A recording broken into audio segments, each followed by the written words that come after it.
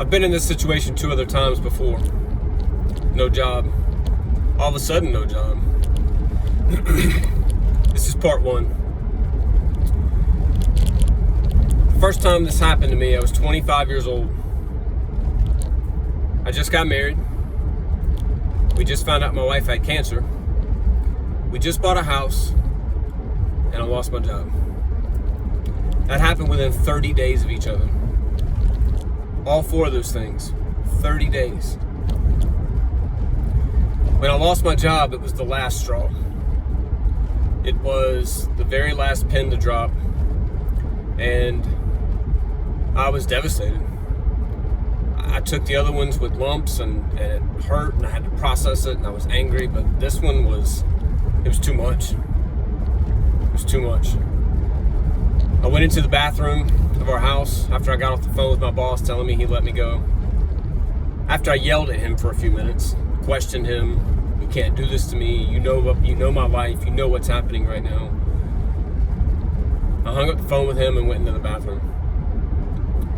And I cried. Like, pitiful, sad, ugly cry. And I took all of my feelings to the Lord. I questioned him. I was angry with him. I yelled at him. This went on for maybe 15 or 20 minutes. It was loud. I shut the bathroom door, but I'm sure my neighbors could hear me. I'm sure my wife could hear me in the other room, in the living room, down the hall from the entire bedroom. I'm sure they heard me. But I wasn't thinking about her. I wasn't thinking about my marriage. I wasn't thinking about my neighbors. I was thinking about God. And how a loving God could let all of these things happen. I didn't have an answer. So, I wipe my face, I look in the mirror, and I say, okay, you've allowed all this. You're up. I need your help. And I need you to find me a job. And I'm going to put forth the effort, I'm going to do the applying, I'm going to go look, I'm going to do my part. But I'm going to need you to find me a job. Because I need a job for this season. I just bought a house. My wife has cancer. How are we going to pay for treatments? How are we going to pay for baby stuff? My daughter was only 6 months old. We also had another child.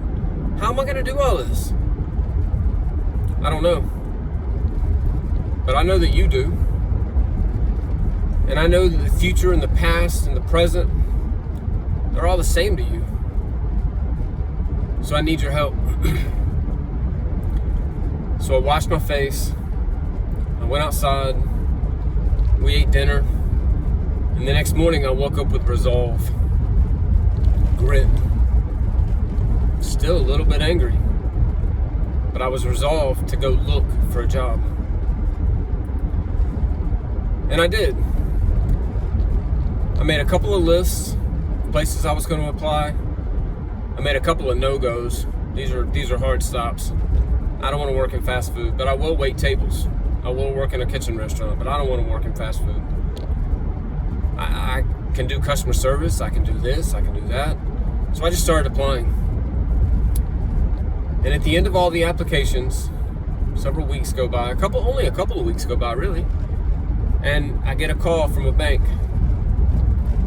And they said that they had a job for a call center representative doing customer service over the phone. I can do that. You're gonna pay me what I made at the other place? Like a little bit more too? Okay, I'll do that. So I went in, did the interview. They offered me a job. I accepted it. And just like that, I had a job. But before I got the job, before I started applying, I was angry, and I was confused, and I was upset, and none of this made sense. I was 25 years old. None of this made sense. How could a loving God let this happen? I'm 46 now. That was 20 years ago. And what I've realized is that as I walk with Christ, what He wants is me. What He wants is my heart. What He wants is to know that no matter what comes up, no matter what happens, I will choose Him. Not as a robot, but willingly. Will you follow me? Do you want to get well? The invitation's there, the question's there. God gives us the faith we need for the season, but we must seek His face. We must know that He is good. What is good? Good is not the things that we consider good as humans. It rarely is. Good is getting to know Him. Having a chance and an opportunity to know Him. Getting to see Him in our mess. And what I've realized over these last 20 years is that I am closest to God when things don't go right. When it all hits the fan. When I fall down and I've got mud on my face. I'm caked in mud. I'm caked in crap. My own crap usually. He meets me there. And He picks me up. And He washes my face. And He tells me to rest. And He washes my feet. As I sit there, sobbing to Him, looking to Him, He meets me there. I feel Him. He becomes more real in those moments than any mountaintop experience. So remember, if you're in it, in it, God's there. Bring your feelings to Him. Not your polished feelings. Not your, oh Lord, I know you're going to make a way. Oh, I know you've got a plan for my life. Oh, this is all just part of the process. It is. But that's not what He wants from you.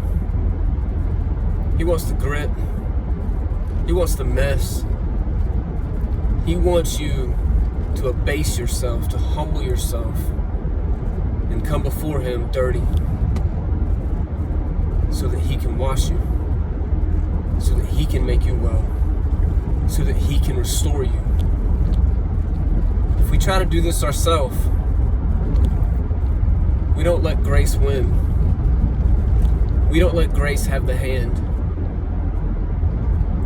And that's what this is about. Are you going to have to do hard things? Yeah. Are you going to have to give up your life? Yeah. Is it all going to fall apart at times? Yeah.